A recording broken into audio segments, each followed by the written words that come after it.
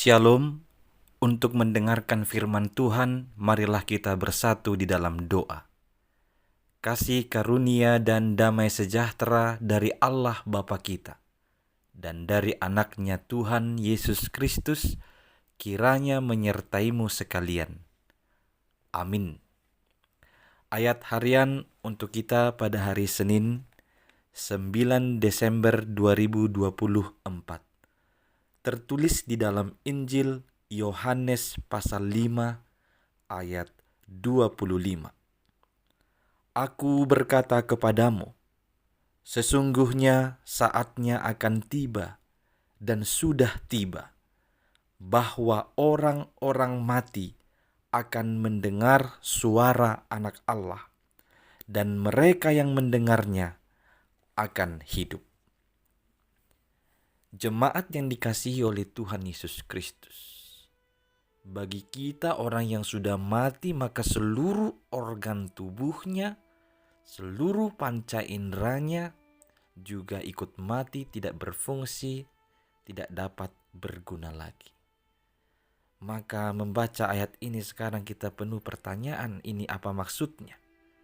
Orang mati akan mendengar suara Anak Allah, dan katanya mereka yang mendengarnya akan hidup. Sesungguhnya suara Anak Allah atau Yesus Kristus itu adalah firman Allah. Firman Allah yang telah menjadi daging di dalam Yesus Kristus. Segala kuasa telah diberikan Allah Bapa kepadanya. Maka Yesus Kristus yang telah diberi kuasa itu juga mampu dengan suaranya menembus batas kematian, sehingga orang yang di dalam kuburan mampu mendengar suaranya. Bagaimana itu terjadi? Itu adalah kuasa Allah. Katanya akan tiba saatnya, bahkan sudah tiba, orang-orang mati mendengar suara Anak Allah. Kalau disebut mati, itu bisa saja berarti mati secara fisik, secara badani. Tapi juga bisa berarti mati secara rohani. Maka di dalam dua pengertian itu, bagi kita disampaikan, mereka yang mati secara fisik, mereka yang mati secara rohani, yang mau mendengarkan suara Tuhan, yang mau mendengarkan firman Allah, maka mereka akan hidup kembali dan mengalami kehidupan yang baru. Yesus Kristus, firman yang telah menjadi daging itu, bagi dia telah diberi kuasa untuk menghakimi kelak. Itu sebabnya dalam pengakuan iman rasuli kita, kelak orang yang hidup dan yang mati akan dikumpulkan untuk dihakimi. Setiap orang akan mempertanggungjawabkan segala perbuatan. Perkataan Yesus sangat berkuasa sehingga akan dapat membangkitkan orang-orang mati. Maka menjadi perenungan bagi kita. Renungkanlah baik-baik.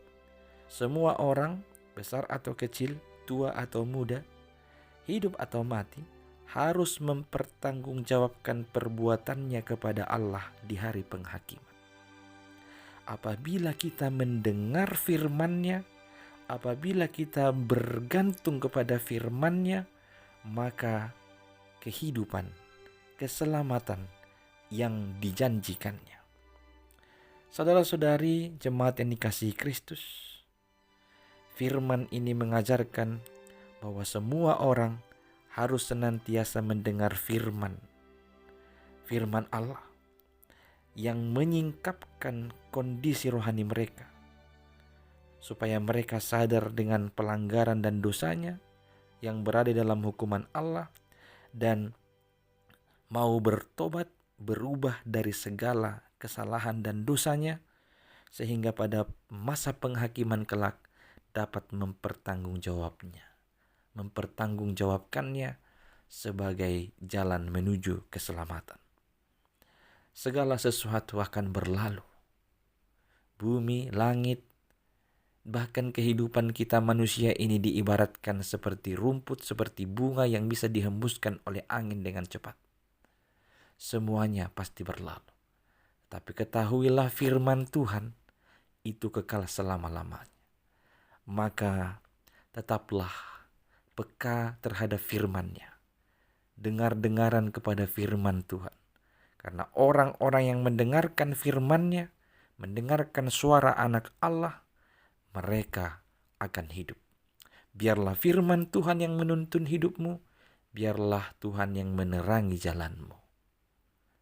Amin, kita berdoa.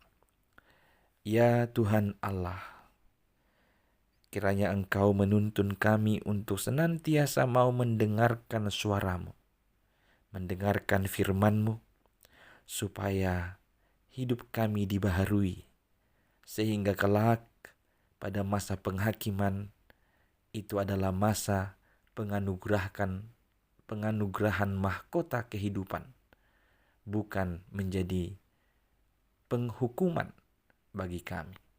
Ya Tuhan, tolonglah, bimbinglah kami untuk mengerti firman-Mu dan senantiasa berpegang teguh pada firman-Mu. Dalam Kristus Yesus kami berdoa. Amin.